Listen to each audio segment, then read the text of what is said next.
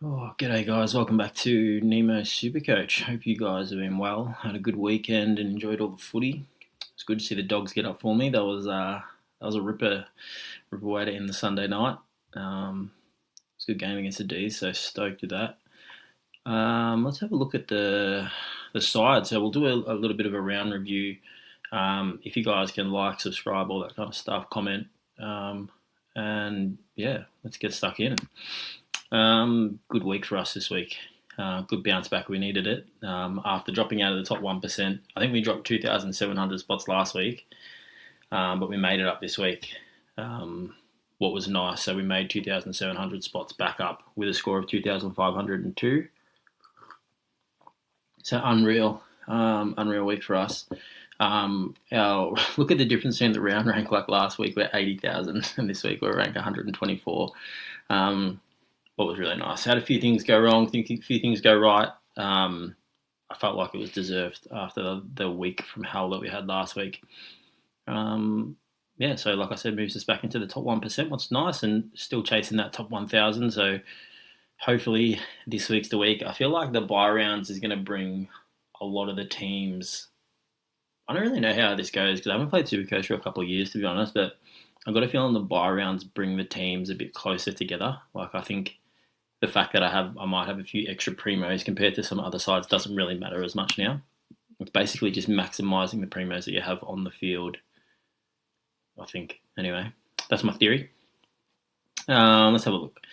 So, yeah, like I said, 2,502, and this is at the side. Let's run through them. So, Archie Roberts scored 85. I think he was a little bit stiff, to be honest.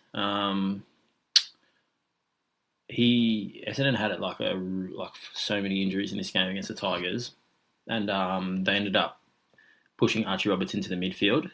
And actually played really well. Still racked up the pill, but just doesn't have the same amount of time to dispose of the ball like he does when he's just racking up that cheap ball off the half back line. So it affected his disposal efficiency, and he ended up getting an 85. It wasn't the worst. They come up against West Coast this week, and I think he's probably got Milan Murdoch written all over him, to be honest. So if I didn't have him, I wouldn't be trading in, even though it probably looks like a really nice matchup. I just got a feeling Milan Murdoch's going to go and wreck Archie Roberts this weekend, and mine. But I think I've got enough primos to kind of cover him. Lockie Whitfield. So Lockie Whitfield was a late withdrawal. What kind of sucked. Hopefully he's not out for too long. He does have the bye, like he's got this week and then the bye. So, if he has to miss one more week, I kind of really don't mind if it's during the bye weeks, especially this early one, because I'm really well covered. So yeah, it should be right if Lockie Whitfield misses 1 week.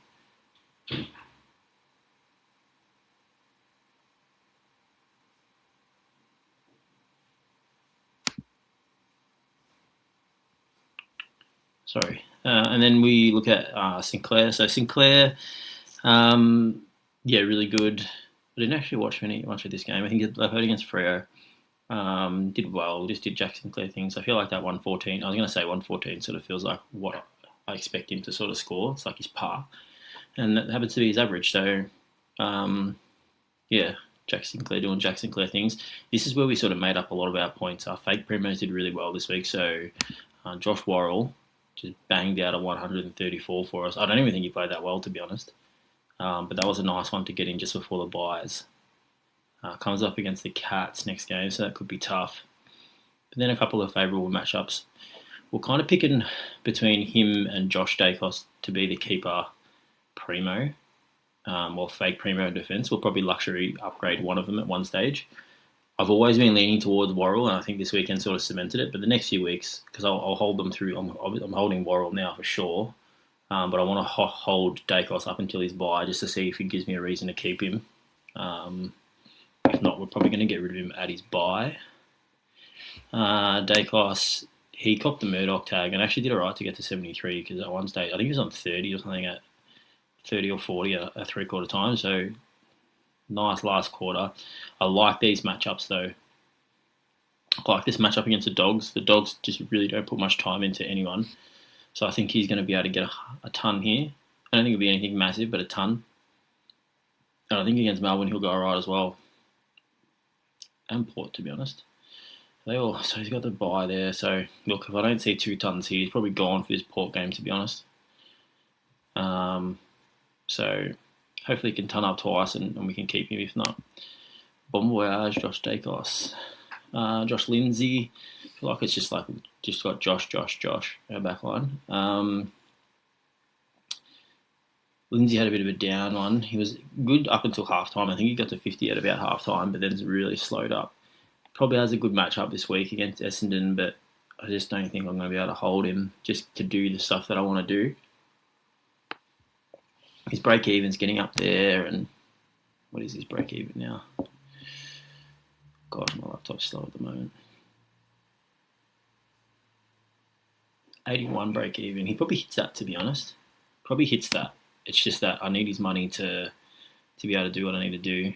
And then, yeah, we actually won out. I didn't expect to have to use the bench this week, but I don't know. We went off on a whim and just went Dirksen over Will Edwards to cover. Edwards did well. He's just a good player, Will Edwards. Like, I really like him in the side. I feel like his job security is still pretty solid. The more Sydney lose, though, I feel like the more chance he has to get kicked out of the team. It'd be really nice to see a little spike score, nothing crazy, just a 60 plus to keep his cash gen going up until his bye.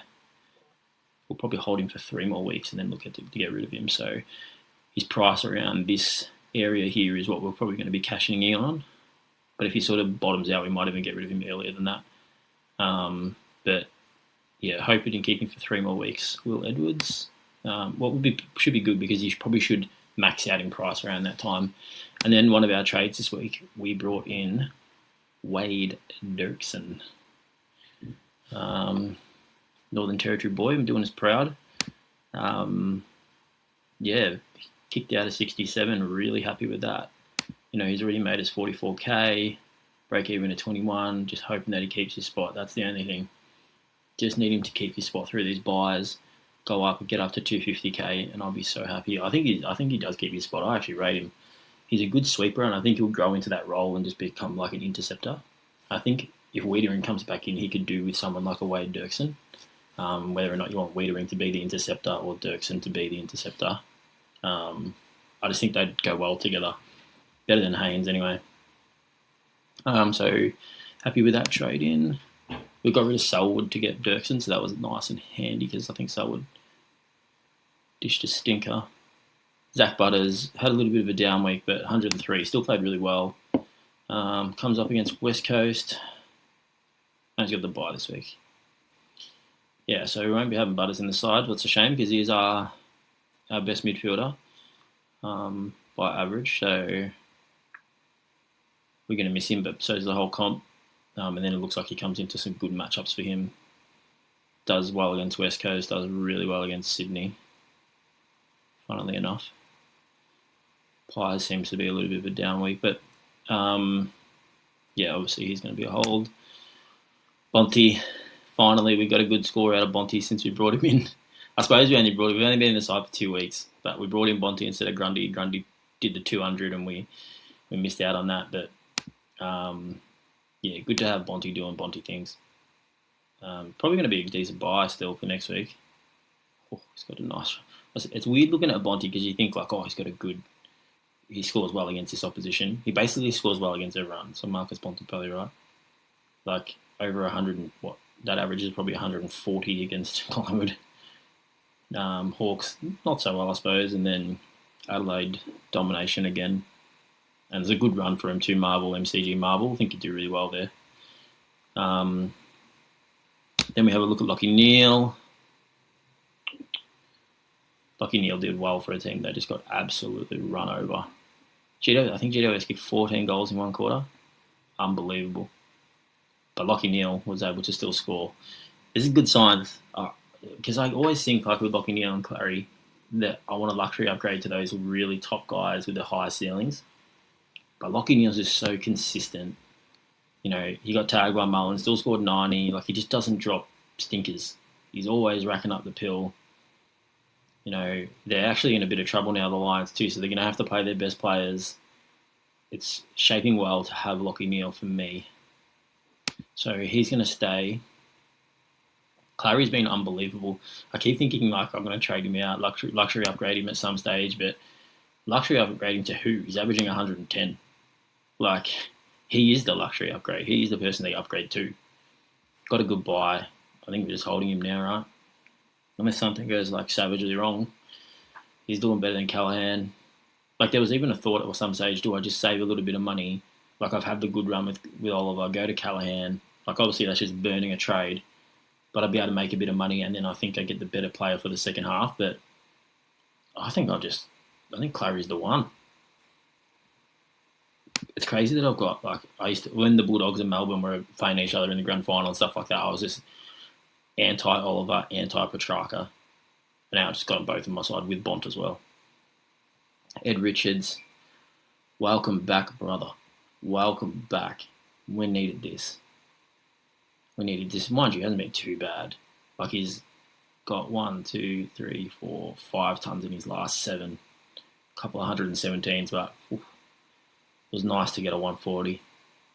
It looked good too. Like, he'd been sore, but it looked real good. It's crazy that we've got Nick Dacos in our M6 right now. That just seems bizarre. But, he looked good as well. He butchered the ball a little bit, so it could have been even better. But 124, that's more like the Nick Dacos that we know. Milan Murdoch, like I said, played on... Who did they play? He played on Josh Dacos, that's right. Good 94, return to form, resets his break-even nearly.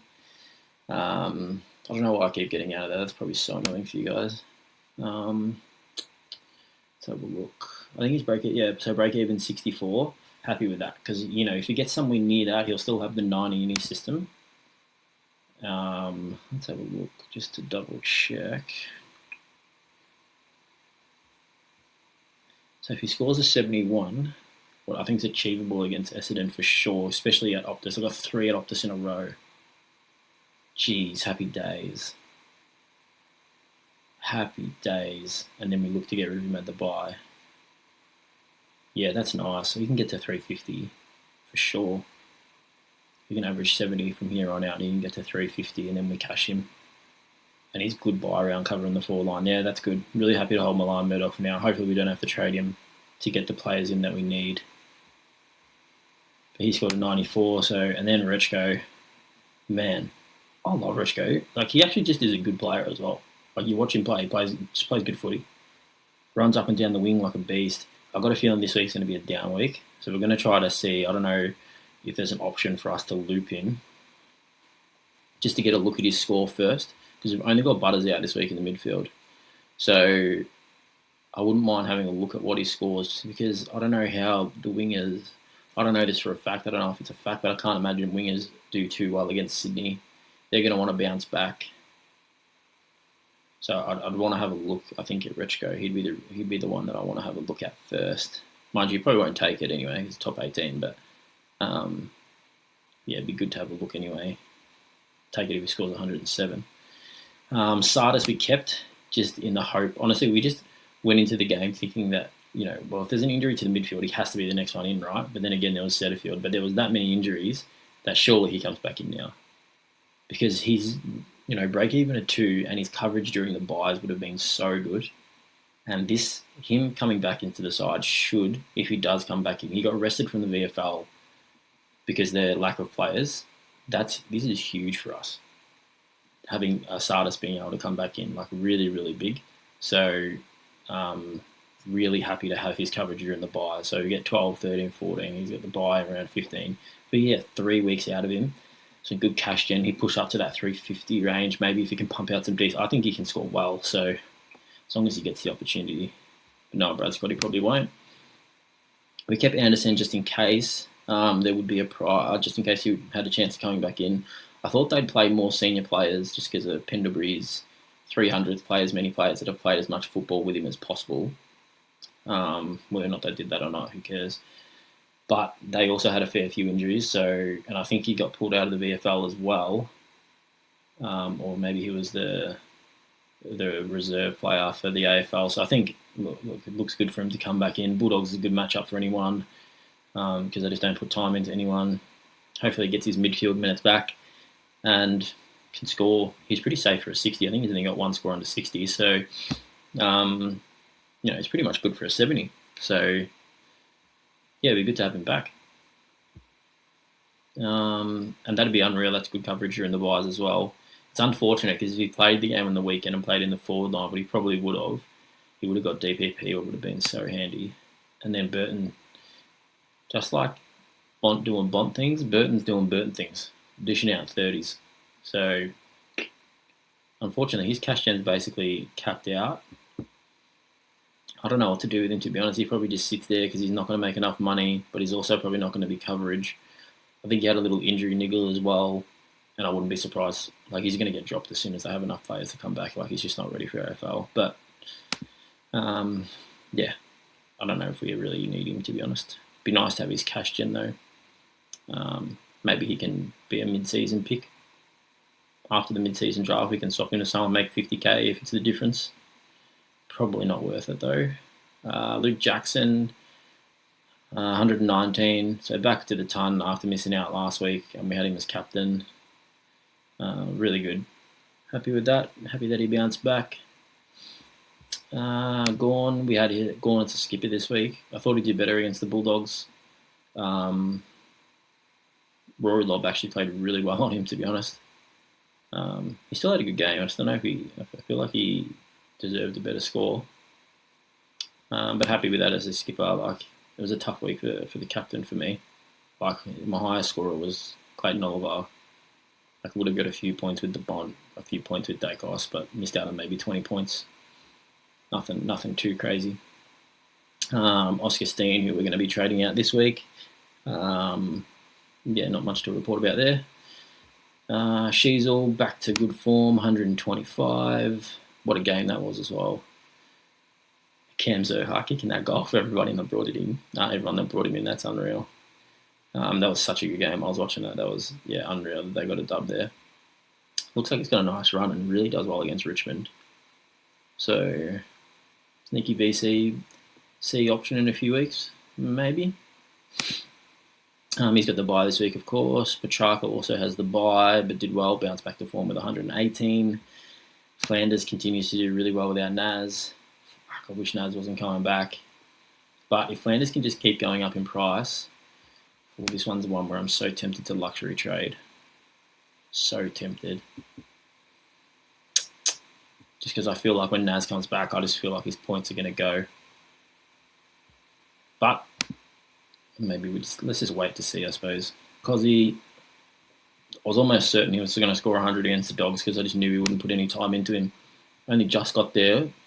Probably should have done it a lot better. I just seemed to just fumble the ball a lot. It was just very un-Cozzy-like, but nice matchup coming up now.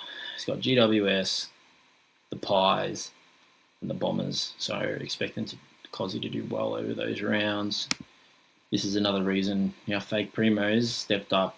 With Sarong out, Murphy Reid got some time in the guts and got used a lot more. And goodness me, he was unreal. 126. Score involvements, big goals. Last quarter, he just went nuclear. I think he was on like 60 or 70 like going into that quarter and scored it's like a 60-point quarter. I just went bonkers. In the big moments, he's a good point getter. He steps up in those big moments and just wants the ball in his hands, sets up his teammates. Really good. Will Lewis has been a good pick for us. This was probably the only week we ever had to field him just because of the trades that we made last week. I didn't think it was really going to matter because I thought he'd be our lowest scorer if everything sort of went to plan. Turns out he wasn't. He scored more than Lindsay, so we actually took some of his points, what was nice. But his cash gen's been so good for us. He's gone up 140k with a break even of 30. If he can get another 60 this week, he goes up another 12k, and then he's probably maxed out, and then we can cash him in for 150k. So he's been really good for us, and he got some points for us that was, vital. When I brought him in, I thought I'd bring him in because his job security is good, and this bloke just farms for free kicks, man. Just farms for him. Mind you, he has the ability to give a lot away as well, but when it works for him, he had a chance to score more points, to be honest. Missed a couple of goals. think he had 4 shots at goals and kicked 1 goal, 1. So if he could have cashed in, it would have been nice, 80 or something like that. But it's all right. Watkins just a pain in the ass, man. Like, just a spud. Break even of 45, so he's probably going to lose cash. Coming up against West Coast, so he might go all right, but let's be real. He's not going to go all right. Watkins is done. He's done. He'll probably get dropped anyway. Kalani White's our loot player. And then we brought in Grundy this week for the big price, and he dropped to 95. What kind of pisses me off, but also kind of doesn't. Like, it just is what it is. Like, in my head, I'm like, fucking, of course, like, at the end of the day, I was chasing that 200 or chasing a big score. Like, it's never ideal. It was always our plan to bring him in, but he just happened to score 200 the week before we planned to bring him in. But he still has a nice run. He's still Brody Grundy. Let's just keep the faith. Keeping the faith in Brody Grundy. Got a feeling he's going to go big this week anyway, so all good on that front. Our plans this week, obviously, really early, and we have some DPP changes, like Murdoch got DPP. Let's have a look. Does it show the trades already, like the planned trades for this week? I wonder if it has, like, I wonder if people, like, this stuff is already sort of...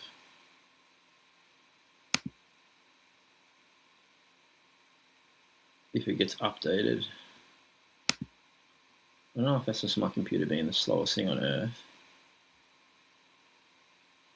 Yeah, so this must be this week because of all these buy players getting traded out. So let's have a look at the people in the top 1% are doing. Yeah, I can see why people are doing this. So obviously, like, a lot of these people on the buy, Sal dished out a stinker, so he lost 14k. So we jumped off at the right time with that one. Steen obviously injured. Carroll dished up a stinker, so people are jumping off him. People jumping off McAndrew at the buy. Lindsay, that's the boat that we're in, 9%. So it's not as if we're not doing anything crazy this week, I don't think, because I feel like there's obvious options. So, yeah, nice. And then the traded in.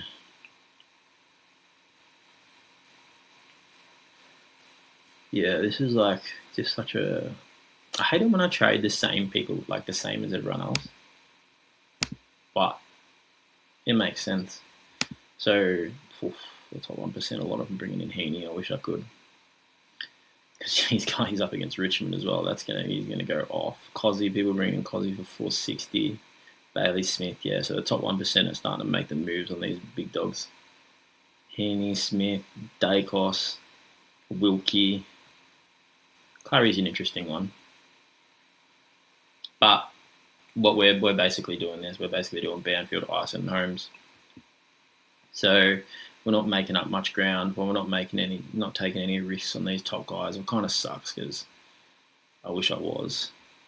But maybe just doing what we're doing is working, I suppose. We made up some ground this week, so if we can do that again, a lot of it depends on our fake primos, though. What kind of pisses me off. Like, I basically need Worrell, Dake. I've got such a cookie cutter side now because everyone's sort of starting to get similar sides, but my pods, Worrell, Dacos, Murphy Reed, they're the ones that can get me the points. And yeah, they're kind of, well, apart from this week, this is the first week they've kind of done well. So that's why we made out so much ground. And then last week they were shit and we had a shit captain. So maybe Sardis can get me a few points. I don't know if heaps of the top 1% would still have Sardis. Let's do our trades. So our trades this week, we're looking at getting rid of Lindsay just because of the break even and we need his cash. So Lindsay, looking to get rid of him. Gosh, my computer is the slowest thing on earth right now for some reason. Lindsay, Steen. Seems like a bit of a waste, but probably Watkins as well.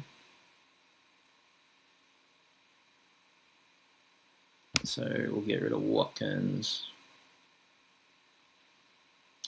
We'll bring Murdoch down into our forward line, hopefully.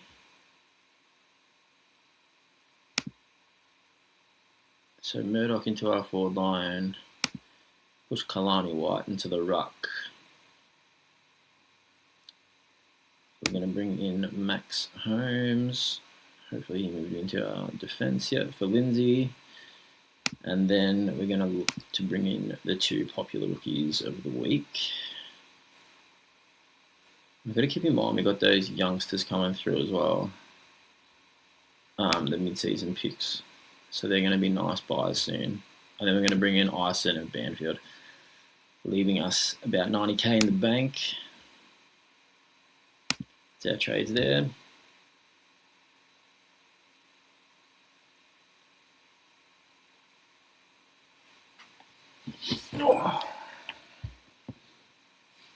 That's what we're looking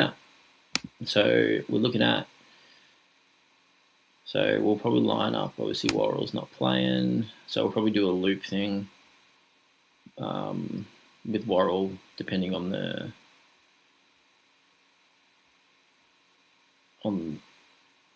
when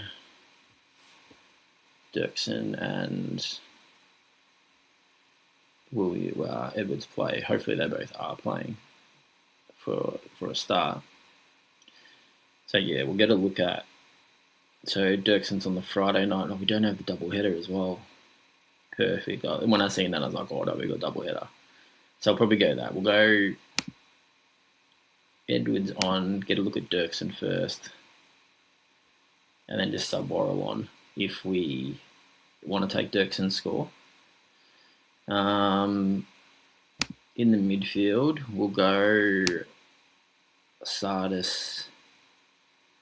When do Richmond play? Do they play before the Pies? Yep, perfect. So what we'll do is we will take Rechko off for Anderson. Basically get a look at Rechko.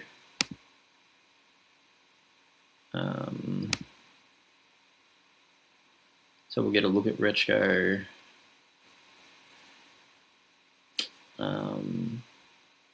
Hopefully does well, then we can bring him on for Anderson. And then we got Jackson Gawn, who obviously we will go. Who do we want to go vice captain and captain this week? Pretty big week. Risky. How does Dacos go against the Dogs? I'm assuming really well.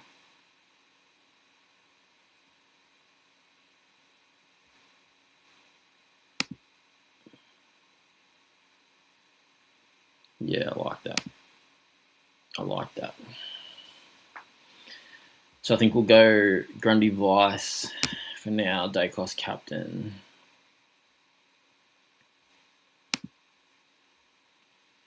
I like it. And then we can just use Kalani White and Max Gawn as our loop as they play on the Sunday.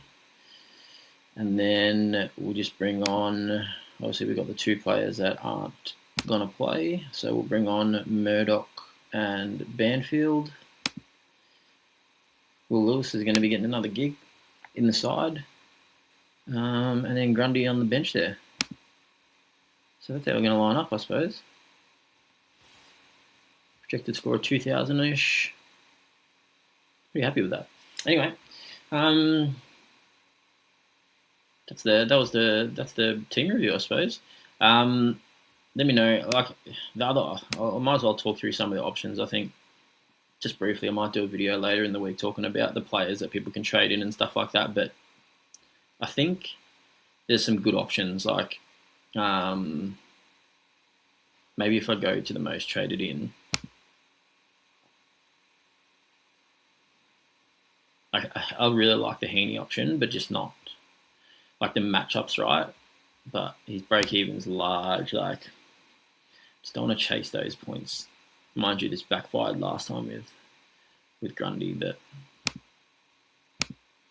and there's other players as well, like this Darcy Cameron pick, the ruckman from Essendon, Brian.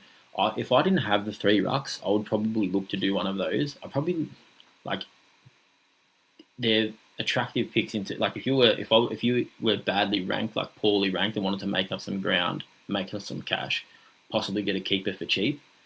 Those picks, maybe the Brian one, maybe not so much a keeper, but a good cash cow and good on-field scoring.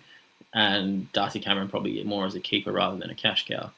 But like these picks are good, like 2 good rookies. Banfield worries me with his job security, but see how we go. Holmes is like going to be a top 2 defender, and this is probably as cheap as he's going to get. Heaney, I think, is going to come down a little bit, but could have a massive score. Could score 150 this week. And if he does, and people have him as captain, vice captain, you could lose some rank there. Cozzie's a good pick. Bailey Smith's a good pick, and has a low break even, so he's going to spike back up in price. I just not getting him because I just feel like Holmes is the value rather than Bailey Smith. Dacos, good pick. Cal Wilkie, unreal, like 437k for a guy that was averaging 110 basically, and he got tagged on the weekend. What's his break even? 67, yeah. Tricky one because next week I could just go Dacos straight to Wilkie, right? But I don't know. Like I feel like everyone's going to have Wilkie. Maybe I can have somebody else to be a little bit different. Okay. Well, I suppose not everyone's only 2% of jumping in. Yeah, I really like as a pod. I really like George Hewitt. That's my pod. I'm going to die on this week. Let's have a look at George Hewitt. What do you score? I shouldn't go total points. It's sorted by around 11 points. So George Hewitt, I think he's like in the 120s this week. Like if I was going to try to make up, like he was cost 600k at the start of the year, lost his role because of just like lost his spot in the team as well. But I think you're seeing with Josh Fraser, he's gone straight back into the guts. This is like Jared Lyons sort of pick territory, I reckon, for me. Jared Lyons in the past. So you can see here he's turned up and moving back into his role. He had a little bit of a stinker last week, but his game time's a bit down. I think if he can get his game time back up, I don't mind it. Turned up here, turned up there. There's a chance I can see a day where George Hewitt averages 100 from here on out. Over 100. Yeah, I don't know. See how we go. After the buys, though, we want to bring in some of those players that have the first buy. So next week, we're probably going to look to bring in Matty Rowell. I wish he didn't score so high because I was going to bring him in regardless. Like I just wanted to get him as cheap as possible. But he banged at 130. Had this injury. This was a game where he got injured again, and he's before that, hit out 2 tons, and then obviously had the slow start to the season with the injury. But then came back against Port, did well 98, and then 131. I just think he's such a good pick at 1%. Mind you, I think heaps of people are going to jump in, but I know he's got a tough run coming up. He's got Lions, Geelong, Hawks, but I don't know. This is the guy for me, I think. Break even 81. I really want to bring him in as a pot option. I like Matty Rowell. He's averaging 118 last year. And it's not as if his scoring's dried up that much. They have to tag the guys that go forward a bit more too. Like they seem to put more attention into Petrarca and Anderson. So Rowell sort of gets off the chain. I love this pick. Anyway, let's just leave it there. Hopefully you guys did well. I'll put out a video later in the week about the rest of my predictions for who to a player sort of review and have a look at all the players and help your sides out. But leave us a like, comment, subscribe, all that kind of stuff. And hope you guys had a good round and moved up some spots, seen some green arrows. And I'll catch up with you later in the week. Take it easy.